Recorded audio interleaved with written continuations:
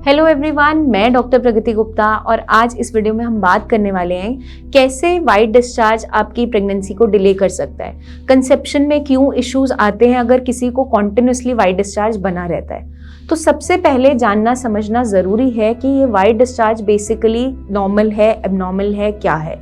क्योंकि एक कंडीशन होती है जब हमारे पीरियड्स आने वाले हैं या पीरियड्स जस्ट ओवर हुए हैं या ओव्यूलेशन का टाइम है, तो नॉर्मल जो वाइट डिस्चार्ज है वो देखने को मिल जाता है। तो ये नॉर्मल वेजाइनल डिस्चार्ज होता है जहाँ पे हार्मोनल चेंजेस हो रहे हैं, आपके हार्मोन्स चेंज हो रहे हैं, उस दौरान देखने को मिल जाता है। ये नॉर्मल है अगर ये फाउल स्मेलिंग नहीं है, ये वाइट ट्रांसपेरेंट है या फिर बहुत ज़्यादा स्टिकी नहीं है, तो ये कम्प्लीटली नॉर्मल माना जाता है। और इन ही फेजेस के दौरान अगर हो रहा है, कॉन्टिन्यूसली नहीं हो रहा है, तो ये कम्प्लीटली नॉर्मल है। अब एक जो कंडीशन आती है वो है लुकोरिया।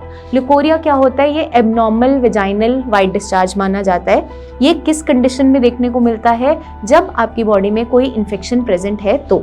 अब वो इन्फेक्शन किस किस कारण से हो सकता है? वो इन्फेक्शन बैक्टीरियल भी हो सकता है, वो ईस्ट इन्फेक्शन भी हो सकता है, कोई पैरासिटिक भी हो सकता है, कोई एसटीडी के कारण भी हो सकता है, या फिर बैड हाइजीन के कारण भी देखने को मिल जाता है। तो अगर continuously through out the month white discharge होता ही चला जा रहा है, बहुत ज़्यादा वो कर्डी इन नेचर है, बहुत थिक है, बहुत फाउल स्मेलिंग है, और जहाँ पे भी वो आपका एरिया टच हो रहा है वहाँ पर वो इचिंग कॉज कर रहा है, बर्निंग कॉज कर रहा है, तो वो जो है एबनॉर्मल में काउंट किया जाता है। अब जब वो एबनॉर्मल कंडीशन बनती है, कॉन्टिन्यूसली लंबे टाइम तक बनी रहती है, तो वो क्या आपकी बॉडी में ऐसे चेंजेस लेकर आती है जिसके कारण से आपकी कंसेप्शन डिले हो जाती है।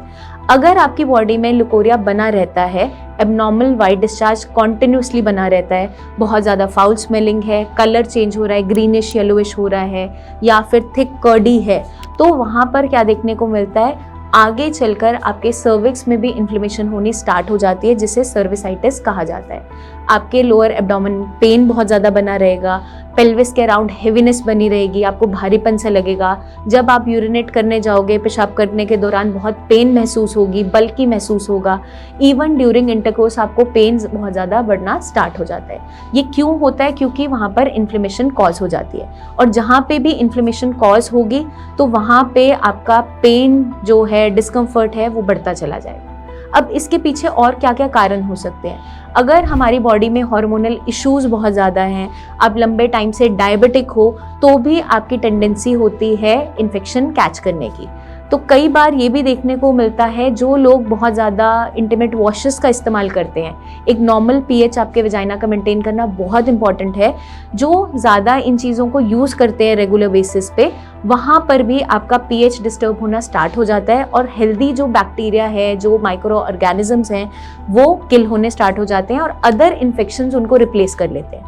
उसके रहते हुए आपकी सर्विक्स में भी इन्फेक्शन होना स्टार्ट हो जाता है, सर्विसाइटिस बन जाता है, इन्फ्लेमेशन बन जाता है, जो आगे चलकर आपकी प्रेगनेंसी को हैम्पर कर सकता है, कंसेप्शन के प्रोसेस को डिले कर सकता है। क्योंकि हमारा अगर ये ट्रैक्ट इन्फ्लेम्ड है, आउटर इनर ट्रैक्ट इन्फ्लेम्ड है, तो डेफिनेटली वहाँ पर वो पीएच मेंटेन नहीं होता और वहाँ पर आपकी बॉडी में कंसेप्शन के चांसेस कम होते चले जाते हैं। तो हमें ध्यान क्या रखना है कि अगर आपका white discharge through out the month हो रहा है, उसकी जो कंसिस्टेंसी है वो बदल गई है, उसका कलर बदल गया है, उसकी ओडर बदल गई है, तो आपको तुरंत डॉक्टर से मिलकर इसको सॉल्व करना ज़रूरी हो जाता है, क्योंकि इसके पीछे कोई ना कोई इन्फेक्शन प्रेजेंट ज़रूर होता है। तो अगर ऐसा कुछ भी आपकी बॉडी में हो रहा है तो उस पर आपको ध्यान देना बहुत ज़रूरी है, क्योंकि ये आगे चलकर आपकी कंसेप्शन को हैम्पर कर सकता है। और आपके साथ कुछ चीज़ें ऐसी भी जुड़ी होती है, जिन लोगों को बार बार यूटीआई बन रहे हैं, यूरिनरी ट्रैक्ट इन्फेक्शन बन रहे हैं, हाइजीन अच्छे से मेंटेन नहीं रखते हैं, पैड टाइम से चेंज आप नहीं कर रहे हो, बहुत लंबे टाइम के लिए आपने छोड़ दिया, वही इस्तेमाल कर रहे हो, तो उस दौरान भी इन्फेक्शन आपकी बॉडी में ट्रैवल कर जाता है और आगे चलकर हमें ये सारी दिक्कतें फेस करने को मिल जाती हैं।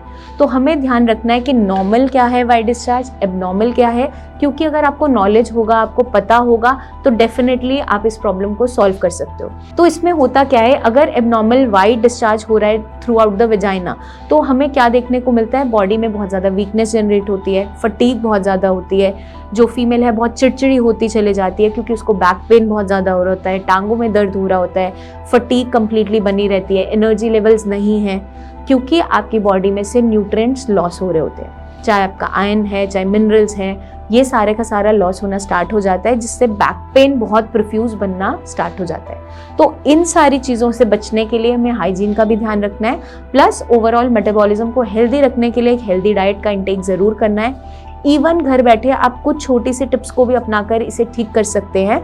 आप गुनगुने पानी में थोड़ी सी फिटकरी डाल के अगर उसमें सिट्स बाथ लेते हो तो आपका जो वाइट डिस्चार्ज एबनॉर्मल है वो भी रुकता चला जाता है। ऐसा हमें थोड़े दिनों के लिए फॉलो करना है, लेकिन रिपीटेडली अगर ऐसा पैटर्न बन रहा है तो तुरंत डॉक्टर से मिलके इस प्रॉब्लम को सॉल्व करना है, क्योंकि लंबे टाइम तक अगर ये परेशानी बनी रहती है तो डेफिनेटली आपकी फर्टिलिटी को ये हैम्पर करती है।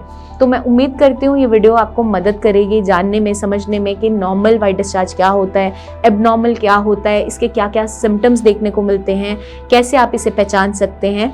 अगर आपके डाउट्स और क्वेरीज कुछ भी हों, कमेंट करके आप पूछ सकते हो, हमसे शेयर कर सकते हो, ताकि हम आपको सही गाइडेंस देते हुए आगे चलकर आपको कैसे इसे मैनेज करना है वो आप समझ पाएं।